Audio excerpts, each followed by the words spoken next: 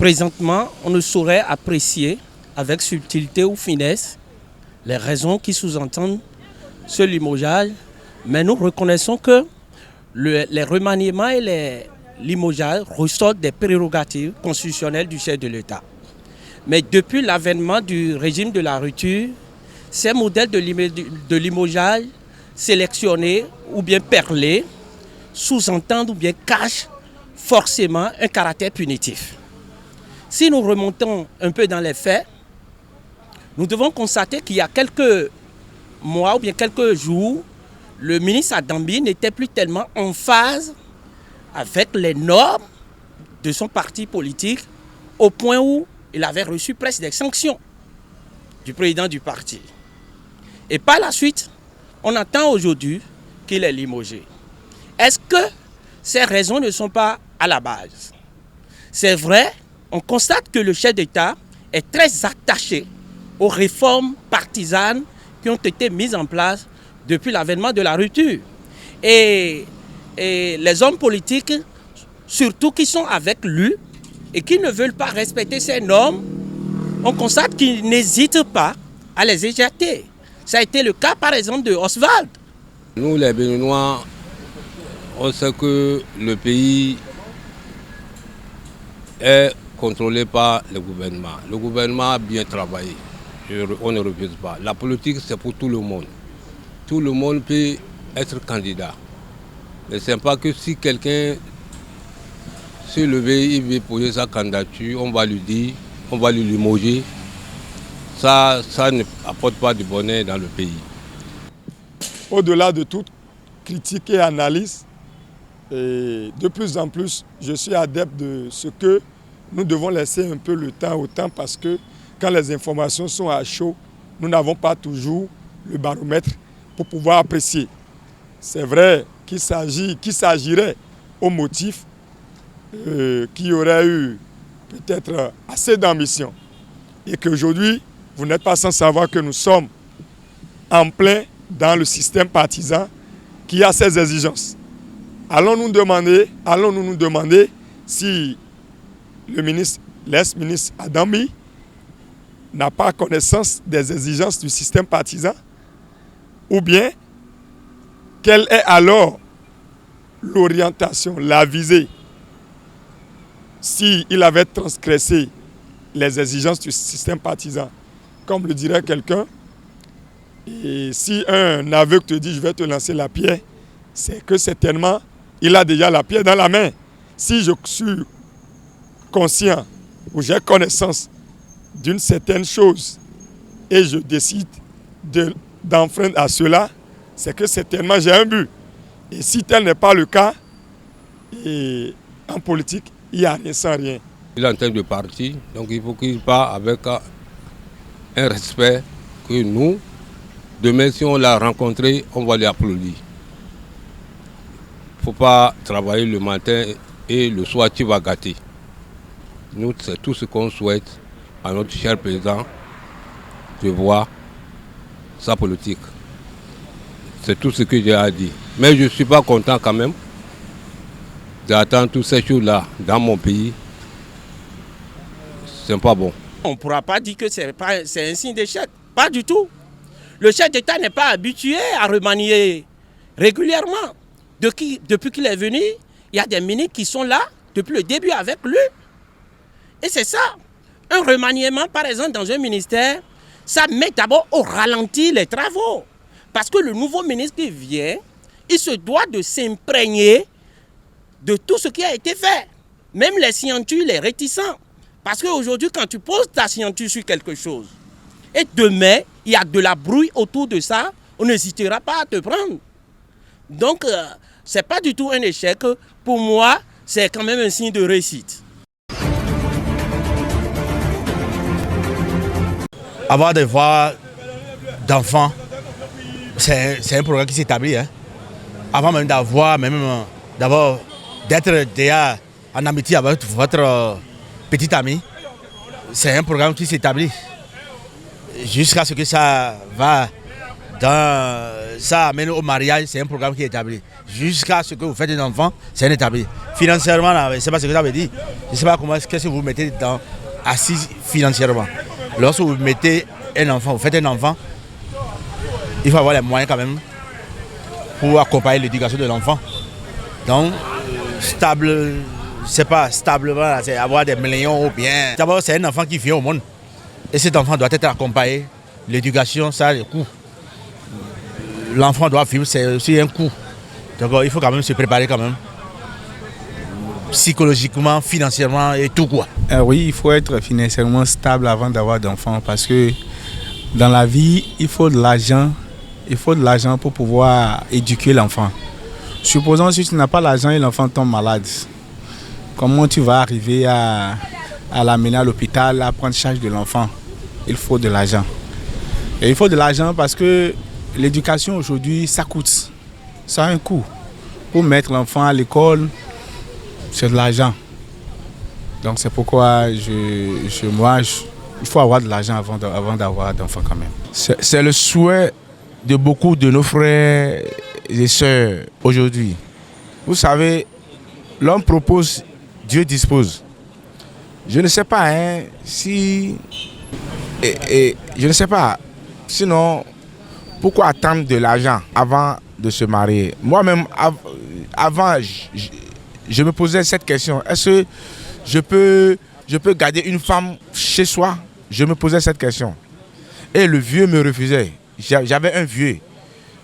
Au Cameroun, c'était au Cameroun. Le vieux m'a appelé un jour, m'a dit, non, mon frère, mon fils, il ne faut plus dire ça. Tu te maries là, Dieu va t'aider. La femme a toujours sa chance. Tu auras toujours ce qu'elle va manger. Et j'ai dit, c'est vrai. Sinon, lorsque quelqu'un qui est normal, qui rentre en amitié avec sa petite amie, et ils font chemin, vous allez constater que ce couple est souvent différent, mieux par rapport à deux jeunes qui se rencontrent comme ça, là, et puis sans aucun préalable. La grossesse survient, c'est normal qu'il y ait des écarts là. On se prépare psychologiquement, financièrement, pour quand même accueillir ce petit enfant, ce nouveau-né qui est venu dans la famille et sauver ce couple. Ceux qui se posent cette question-là, ils n'ont qu'à simplement laisser. Tu n'as même pas besoin d'avoir de l'argent avant de te marier. L'argent là, ce sont des biens matériels. Des biens matériels où un jour tu vas encore laisser tout. Et si Dieu ne te donne pas de l'argent là, alors tu ne vas jamais te marier, femme ou garçon. C'est parce qu'on veut de chichi, on veut de belles choses, on veut acheter de véhicules, on veut construire sa maison avant de se donner au mariage. C'est pas bon. J'ai des membres un peu partout sur le territoire national. Donc il y a des collègues qui sont presque dans toutes les communes où le championnat se déroule. Nous ne couvrons pas que le football, nous couvrons pratiquement toutes les disciplines du sport au Bénin. Les collègues se sont plaints plusieurs fois parce qu'ils veulent aller faire des matchs. On les empêche de filmer. Les deux derniers cas, c'est le cas de Buffalo Cavalier et le cas qui nous a vraiment fait sortir de notre réserve, c'est le cas de Dynamo Cavalier, où un secrétaire général de Dynamo, qui est censé connaître quand même les b.a.-ba du football et qui est censé quand même connaître le rôle que doit jouer un reporter photo sur un terrain de jeu. Mais c'est celui-là, sans preuve, qui vient dire que le photographe avait des gris-gris pour faire gagner un autre club contre son club. Ce qui n'est pas avéré. Parce qu'il a parlé sans les preuves. Et il est allé sur les réseaux sociaux. Il a parlé, il a dit tout ce qu'il devait dire. Les collègues ont vu que si on ne réagit pas par rapport à une lettre qu'on doit adresser à la fédération et aux autorités, que ça va être continuel. C'est suite à notre réunion qu'on a décidé d'envoyer ce courrier. On a envoyé le courrier pas parce qu'on est contre la fédération, ni contre le ministère, ni le bureau de la Ligue professionnelle. C'est pour leur dire qu'il y a des choses qui se passent et dont ils ne sont pas informés. Quand un reporter photographe va sur un match, ce n'est pas pour mettre dans son album, c'est pour servir la presse sportive béninoise. Et vous allez voir, depuis un temps, quand cette union est mise en place, les journaux, les réseaux sociaux sont fournis en ce qui concerne les images vraiment professionnelles dans notre championnat. Donc c'est un effort que nous voulons que le bureau de la Ligue professionnelle, la fédération encourage à ce que demain, quand on veut parler vraiment du football, qu'eux-mêmes puissent avoir des images professionnelles pour le temps qu'ils sont en train de passer à la tête de ces institutions. Un journaliste, un reporter photographe, sur un match de football, même si tu es recruté par un club, parce qu'on a des confrères qui sont des chargés de communication de certains clubs. C'est leur rôle de jouer à la communication pour faire rayonner quand même ces clubs. Mais ils ne vont pas tomber dans l'euphorie. Il faut qu'ils essaient de faire le travail de manière professionnelle. Un reporter photographe qui est sur un match, d'abord n'a pas besoin de porter le maillot de club pour lequel il a d'estime, mais il doit quand même rester neutre et faire son travail de manière professionnelle. Et c'est ce que j'invite chacun de nous à faire, que ce soit sur les radios, que ce soit dans la presse écrite, que ce soit les reporters, photographes, que chacun quand même essaie de jouer la neutralité et de faire son travail de manière professionnelle.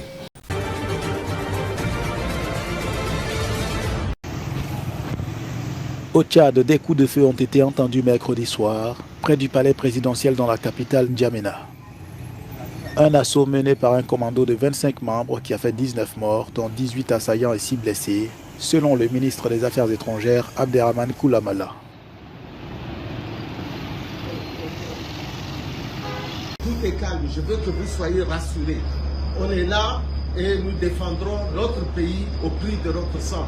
Soyez calmes, il n'y a rien, il n'y a absolument rien. Nous sommes tous mobilisés, les forces de défense et de sécurité sont mobilisées et tout a été éradiqué, toute cette tentative de déstabilisation a été éradiquée. L'attaque intervient près d'une semaine après des élections législatives boycottées par l'opposition. Les résultats sont encore attendus, mais le parti du président Mahamat Déby est donné favori.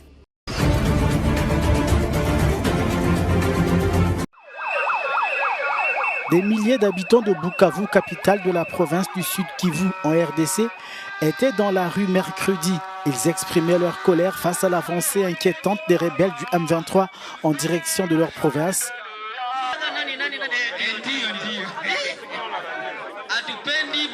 Les Congolais sont tués comme des mouches. Beaucoup de déplacés internes qui se comptent à millions avec autant de crises humanitaires et ses conséquences. Le régime de Kigali a visiblement tourné les dos au processus de Luanda en boudant la rencontre du 15 décembre 2024 à laquelle vous avez participé seul. Dans leur ligne de mire aussi, l'exploitation illégale des minerais de la région. Le Sud Kivu est aussi depuis longtemps victime d'un pillage systématique de ses ressources naturelles par des sociétés étrangères, chinoises notamment. Alimentant des réseaux locaux et internationaux, les habitants sont amers. Chez nous, dans le territoire de Mwenga, il y a l'exploitation illicite de nos minéraux par les sujets chinois. Alors aujourd'hui, j'ai laissé tout pour être dans la rue. Nous sommes tellement fatigués parce que nos minéraux sont pillés, mais jusque-là, pas de route, jusque-là, il n'y a pas de construction chez nous. Les gens meurent de faim chaque jour et tout ça, nous devons dénoncer.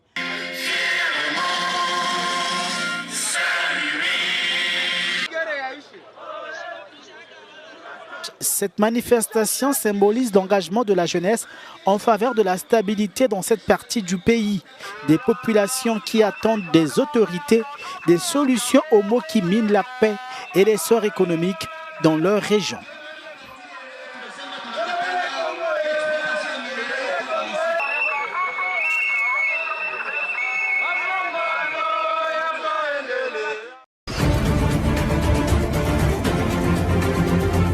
Les dirigeants de l'Égypte, de Chypre et de la Grèce se sont rencontrés mercredi au Caire pour discuter des derniers développements dans la région, en particulier du conflit entre Gaza, Israël et le Liban, ainsi que de la stabilité en Syrie. Je souligne dans ce contexte la nécessité d'intensifier les efforts pour rétablir le calme dans la région et résoudre les crises qui y sont liées, au premier rang desquelles la guerre à Gaza et au Liban, ainsi que pour parvenir à la stabilité en Syrie, en Libye, au Yémen et au Soudan. Il est crucial d'éviter l'escalade des conflits dans la région en une guerre à grande échelle, compte tenu des conséquences catastrophiques qui affecteraient tout le monde politiquement, économiquement et en termes de sécurité, sans parler des vagues sans précédent de déplacements et de migration illégale.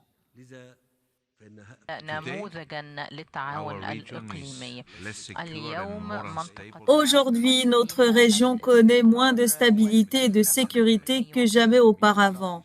La situation au Moyen-Orient est marquée par de nombreux défis qui nécessitent notre solidarité et notre coopération pour faire face à la déstabilisation de la sécurité, de l'économie et de l'immigration illégale, qui sont toutes des priorités de notre agenda.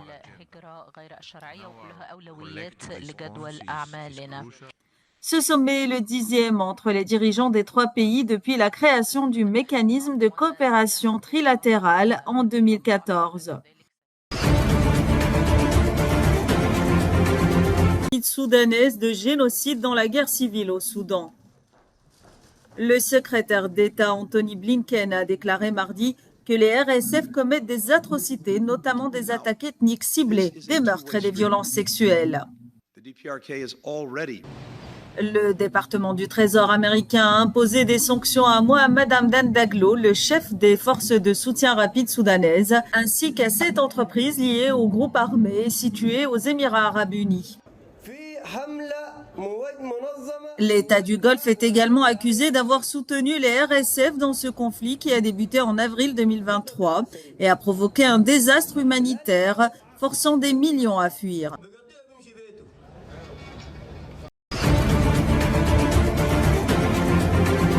Place de la République à Paris pour célébrer la disparition du fondateur du Front National, Jean-Marie Le Pen, à l'âge de 96 ans.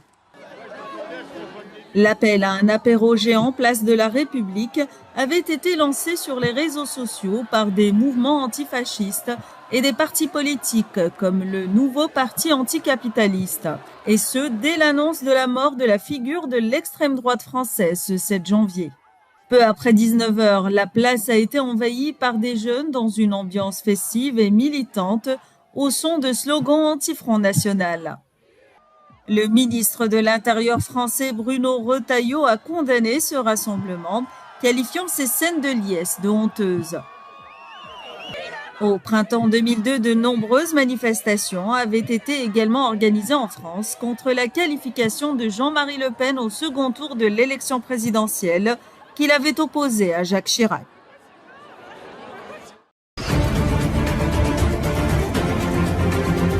Cecilia Salah, détenue en Iran depuis 3 semaines, a été libérée mercredi et est rentrée en Italie. Son retour intervient après que son cas ait été lié à celui d'un ingénieur iranien arrêté en Italie et recherché par les États-Unis. Salah, 29 ans, a atterri à l'aéroport de Ciampino à Rome, où elle a été accueillie par la première ministre Giorgia Meloni et ses proches. La libération de Salah est perçue comme un succès diplomatique majeur pour la première ministre italienne. Sa récente rencontre avec le président américain élu Donald Trump à Mar-el-Lago a renforcé son poids sur la scène internationale. Le bureau de Meloni a annoncé le retour de Salah et a salué le travail intensif du gouvernement sur les canaux diplomatiques et de renseignement. Les médias iraniens ont confirmé la libération de la journaliste, citant uniquement des sources étrangères, tandis que les autorités iraniennes n'ont pas encore commenté l'événement.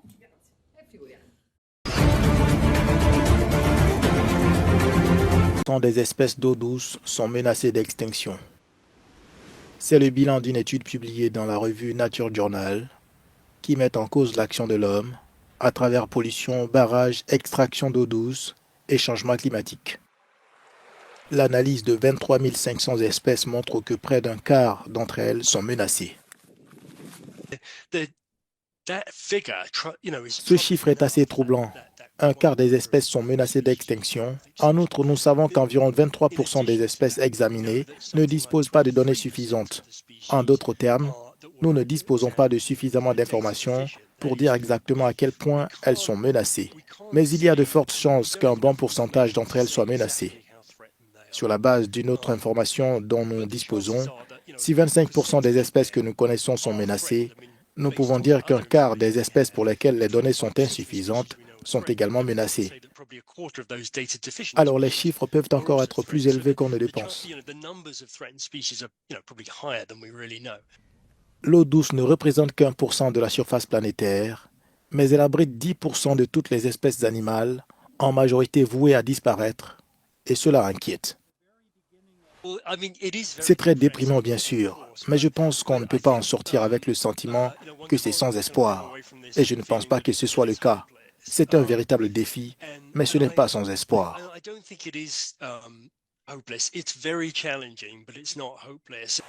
L'écosystème d'eau douce reste fragile, avec sa précieuse biodiversité, en raison de sa proximité avec les humains.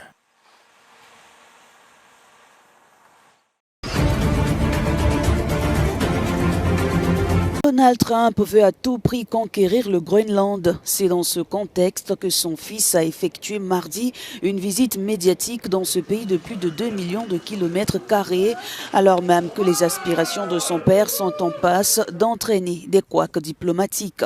Peu importe, Donald Trump promet même un régime douanier particulier au Danemark si Copenhague s'oppose à sa proposition d'achat. Le Danemark veut prendre une décision, mais personne ne peut clairement dire s'il a un droit ou un titre ou un intérêt légitime. Si ce choix venait à se concrétiser, j'appliquerais une tarification très élevée au Danemark. Pour Donald Trump, l'île est cruciale au niveau sécuritaire pour repérer les navires chinois et russes qui, selon lui, sont partout. Le Groenland abrite une base radar américaine depuis la guerre froide et revêt depuis longtemps une importance stratégique pour Washington. La plus grande île du monde ne compte que 57 000 habitants. Son économie est largement tributaire des subventions de Copenhague. Ce n'est pas la première fois que Washington tente de contrôler le Groenland. En 1946, les autorités américaines avaient offert des lingots d'or d'une valeur de 100 millions de dollars au Danemark.